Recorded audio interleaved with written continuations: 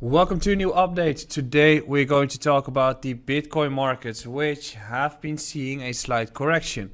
I'm going to investigate what we can expect in the coming period. We are a few weeks away from a spot Bitcoin ETF.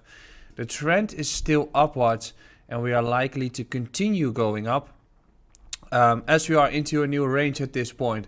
So I'm going to project on my perspectives for the coming few weeks, and I'll also dive a little bit into Ethereum on this Tuesday update.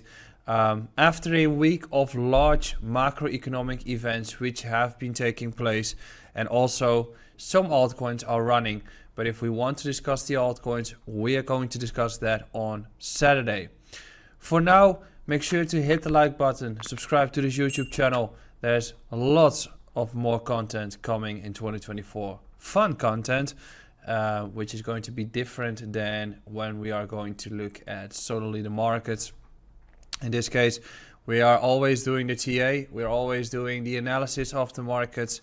I've been doing that for 5 to 6 years, but I think I can bring more value. So we're going to change it a little bit in the upcoming months. So stay tuned. This video is sponsored by Bybit, which is my go-to exchange where you can trade all altcoins with derivatives and spot markets. Personally, I'm using it for my derivatives trading, which I'm doing with longs and shorts, also leverage trading. There will be a trading course coming out in the next month describing my strategy on trading, which I'm using on Bybit, as I always advocate to use multiple exchanges instead of one to diversify your potential exchange and third-party risks. Now, when we're looking at the markets, I've got the daily chart for Bitcoin here.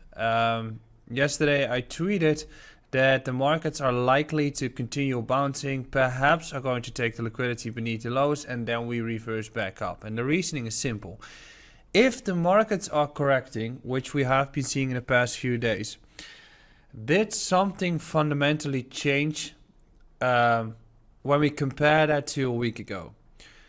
If your answer is no, then likely there's some profit taking place, but there's also a likely case that the interest is still the same as a week ago. What I mean by that is that if the markets are correcting in a way that we have been seeing, and we are still approaching the spot Bitcoin ETF, the sentiment is still positive, through which you're not going to get the clear retest that you are looking for. We're going to discuss that in a little bit. And the corrections are relatively short-lived. Yes, on altcoins, the corrections are heavier. So we have been seeing corrections on altcoins by 20 to 30%. We've also been seeing corrections heavier than that, especially if you look at meme coins like Bonk. And with Bitcoin, we dropped 10%. But fundamentally, not much has changed. The thing that I mentioned about not having clear retest is something that we are going to see continue at this point. We're going to have deep corrections still, especially after the ETF has been approved. But as you can see in this upwards momentum, we didn't test 30K, we didn't test 28.9, we did test 28.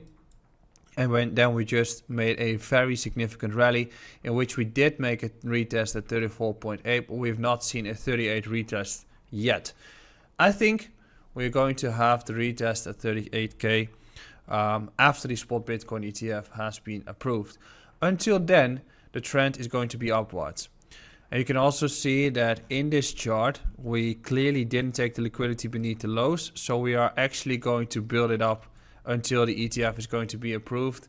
Then we take liquidity, make a lower high, go down again, and then we start grinding upwards. And that is also the period where altcoins start to accelerate. So that's going to be the period where altcoins like, or even coins like Ethereum or ecosystems are going to outperform, because that's the money flow cycle. That is when Bitcoin starts to adapt into Ethereum. It's also because Q1 is just a relatively good period for altcoins. And during December, you see a period of corrections happening on the markets, which inevitably leads to these corrections taking place. So during December, you always have a period of rebalancing of portfolios.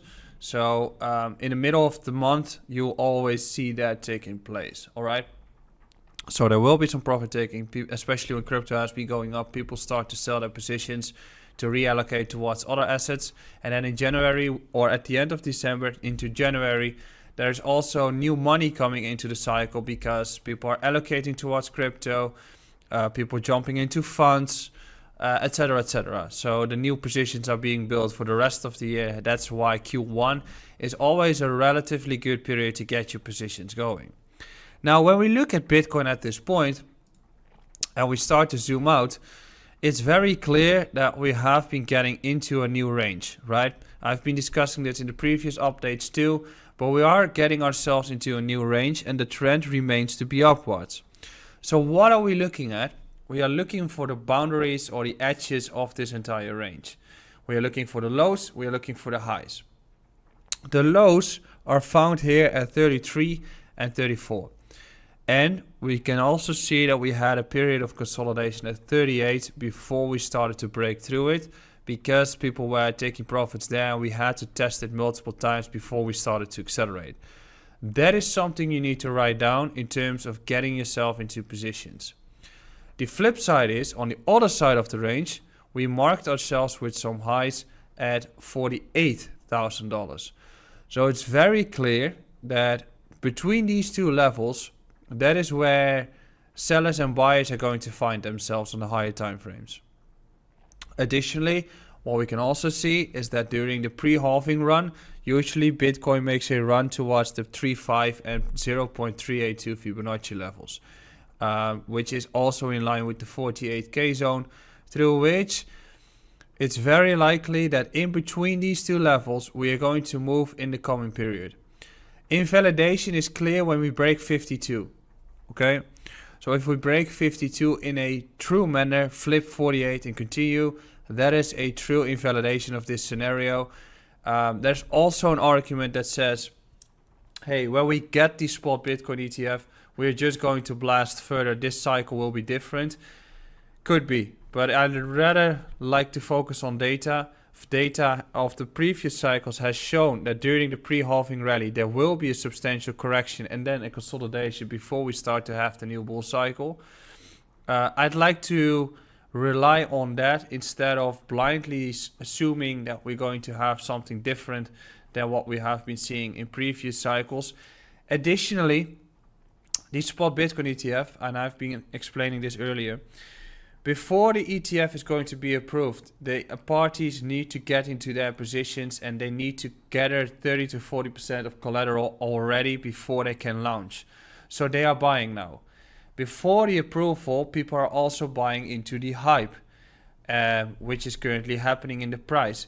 If the approval is there, it doesn't mean the impact will be there immediately. The impact will be there over a longer run, which gives the conclusion that if Bitcoin is running from 25 to maybe 50K, that it's a very volatile move to the upside. It is over enthusiastic to the upside. So Bitcoin at some point in time will come back to the mean, will come back to the real value of Bitcoin at this point in the cycle, which is that we are a little bit getting skewed towards the overvalued part, and sellers are most likely going to take over around the event or close to the event or after the event, and that is when we start to have the consolidation.